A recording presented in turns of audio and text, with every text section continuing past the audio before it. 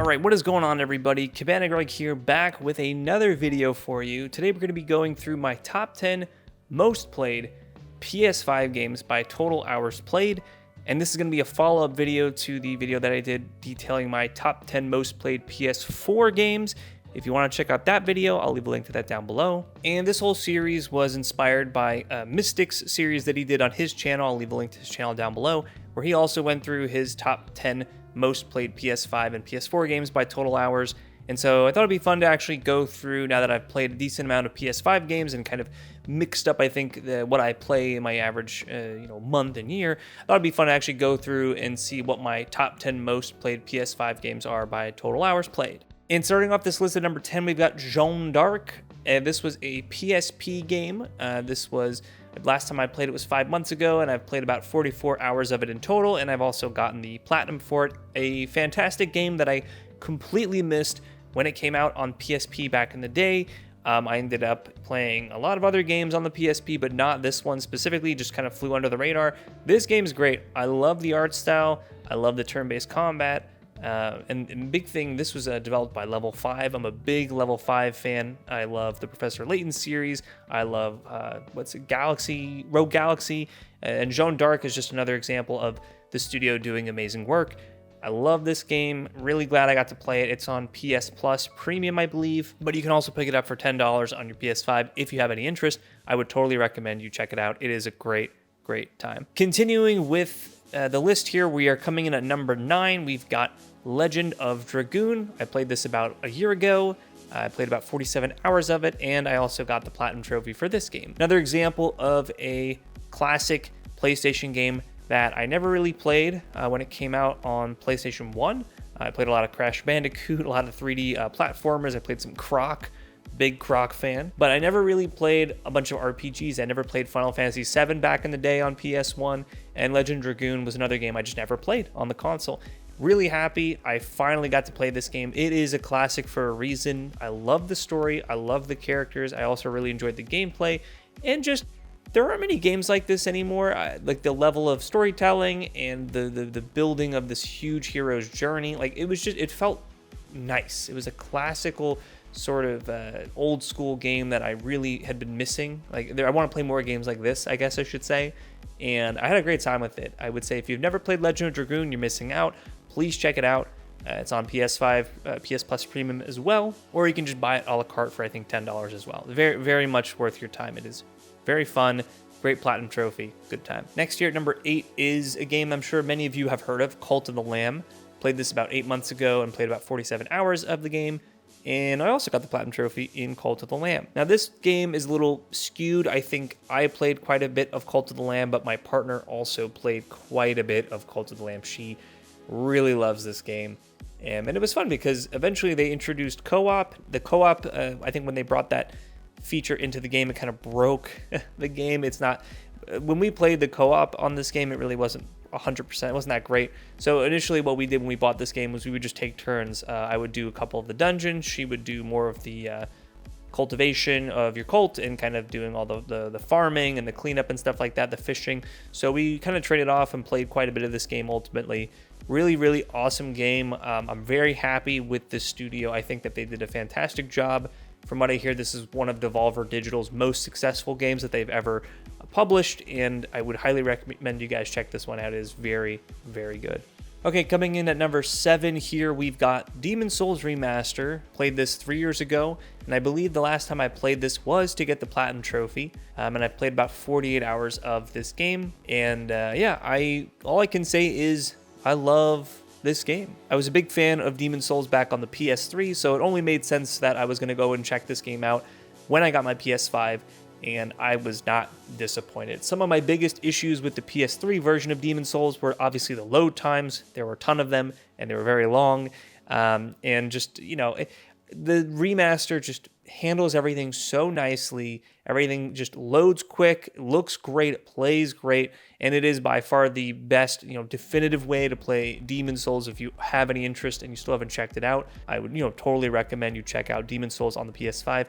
Not my favorite of the Soulsborne games by a long shot, but it was a nice time revisiting this game. And actually, after I platinumed this game, I went back and played the PS3 version just to see, what that was like all these years later. And you know what? It's still a fun time, but I would highly recommend you check out the PS5 version. It is awesome.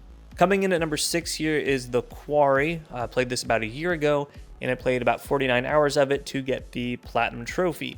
This has probably one of the most annoying Platinum Trophies, I would say, because you can't get all of the collectibles in one run. You have to do at least 2 playthroughs to get all of the collectibles. I think it took me about 4 full playthroughs and 1 half playthrough to get all of the trophies. So if you're not following a guide, you're going to have to play this game quite a bit. As you can see, I played almost 50 hours of it.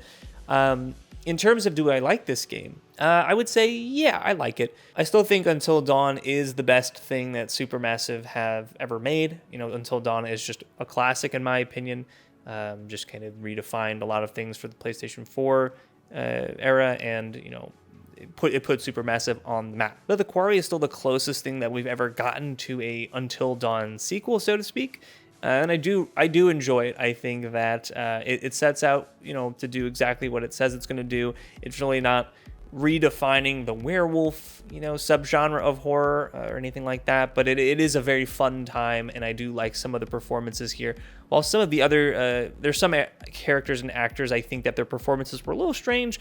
Others kind of made up for it, and ultimately my partner and I played this quite a bit, and we had a good time with it overall. Coming in at number 5 here is Elden Ring, and played this about 3 years ago as well. Played about 54 hours of it, and also got the Platinum Trophy. Not really much more to say here with Elden Ring, just that it's a fantastic game. It's a, you know, really well-made game. It has influenced so many other games after its release. It's going to continue to shape the games industry and influence many other games throughout time. It's just one of those transformative, very important, and very special games.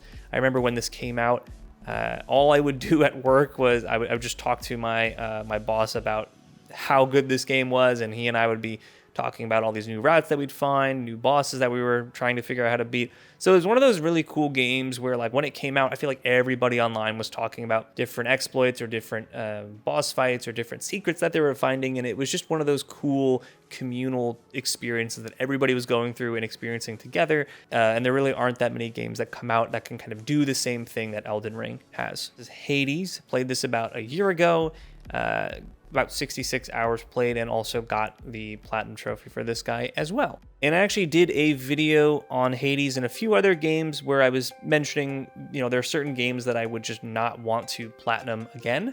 And Hades was one of those games. If you have an interest in checking out that video, I'll leave that down below. And it's not because Hades is a bad game. Hades is probably one of the best games I've played in a very long time. It's definitely one of the best roguelikes I've ever played. This has also done something that Elden Ring has done, where it's shaped a lot of games. You know, once Hades came out, I feel like a lot of other games were heavily influenced and inspired by Hades and its overall design. It's a great game. It's so much fun. The narrative is unlike any other narrative I've seen before, where each run sort of changes the story. Or not necessarily changes it, but it fleshes that out even more depending on what you're able to do, what you're able to, you know, not finish or complete. It's an ever-evolving story, it almost feels like, based on everything that you can do in the story, what you can't do. And there's just a lot of really well-written, well-voiced characters that you care about, you want to know more about, and you don't mind spending hours and hours on end sinking time into these runs to get new gear, or to just flesh out these storylines that are you know, pretty long and pretty extensive for some of these characters in the game. But overall, it's really awesome. Love Hades. Okay, next up here is Marvel Rivals. I played this 3 days ago, and I've got about 71 hours in so far. I'm sure this is going to go up as the months go on. Maybe not, who knows? I've been trying to take my time with this one, really not spend too much time playing these live service games. But Marvel Rivals is pretty special. I have been enjoying it. I think that NetEase has done something that Blizzard has been unable to do for the past, 2 years. They've made a fun hero shooter where the hero fantasies are very well realized, and ultimately it's a nice, good game. And a lot of my buddies that we used to play Overwatch like long ago in the past, Overwatch 1, they've all shifted to Marvel Rivals, and it's kind of, for me, it's felt like peak Overwatch again, especially because I can play this game with 5 of my other friends, and we can do a full 6 stack, and it's a lot of fun. And yeah, it's not perfect. There are some things that I'm not a big fan of. I hate the fact that there's no placements in the competitive ranked modes. You basically, everybody started off at bronze 3 and then worked their way up, and then there were several rank resets each season that took you down about 8 divisions, I think, each time or something like that. Basically, I really wish that there were placement matches in comp, because I hate getting my rank reset to a very low rank and then I have to go and grind to get back up, especially since I don't play this religiously. I don't play this all the time now. Anyway, so I think the rank could use some reworks.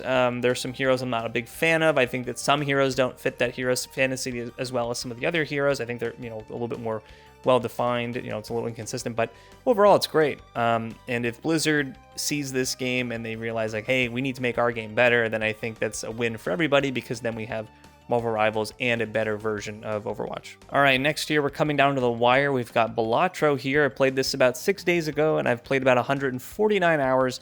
Now, this is a little skewed. My partner also plays this game quite a bit. If I'm not playing it, she'll typically be on playing for however long she plays it for. So we both play it pretty consistently, but collectively we played about almost 150 hours of it. I'm sure that's wrong. There's no way it's only been 150 hours, but I digress. Balatro, there's a reason why it was nominated for a ton of stuff for Game of the Year, for the BAFTA Awards. There's a reason it's won countless awards for indie game, debut game, a bunch of stuff. It's fantastic. It is easily one of the few games I can say I come back to time and time again, and I end up playing, dozens of hours of it, and I really get back into it whenever I come back to it. It's one of those rare games that I do find myself wanting to play. I go out of my way to, boot it up and play a few rounds, and I always have a good time. And I think that the single developer, Local Thunk is his name, he's done a lot of great things with this game. He listens to his community. He's very active in the Discord server that he has for the game, and the Reddit. I believe he has a very active Reddit thread that he participates in, and he gives feedback on the game. And he's just very active with his fans of the game, and he's always striving to make a better version of the game and just kind of improve it. And I think that we don't see that as much, right, with some of these games nowadays. So it's just a breath of fresh air that he's willing to do that and to listen, to take feedback, and to make his game even better than it already is, which in my opinion, it is like a 10 out of 10 fantastic game. Please check out Balatro. It is really good. Finally, at the very top here, number 1, my most played PS5 game by total hours, unfortunately, is Overwatch 2, which is really not a surprise for me. I played this about 4 days ago to try out the new Stadium mode. Was not for me. I do not like it. I think it is a bad inclusion in my opinion, but I played about 416 hours of Overwatch 2. What can I say, man? I try not to play as much Overwatch 2. It's definitely fallen off in quality, hence the Marvel Rivals being, 71 hours played of that, But the thing is, I still find myself coming back to Overwatch 2 because I'm curious to see what Blizzard is trying to do to make their game great again, or at least make it somewhat better than it was, when it first launched, because it was crap when it came out. Overwatch 2, I'm saying. But, it's one of those things, again, I'll just jump back in. I've got a few friends that still play this one, and so we'll typically queue up because I hate doing solo queue on Overwatch 2. 5v5, I think, is a garbage format.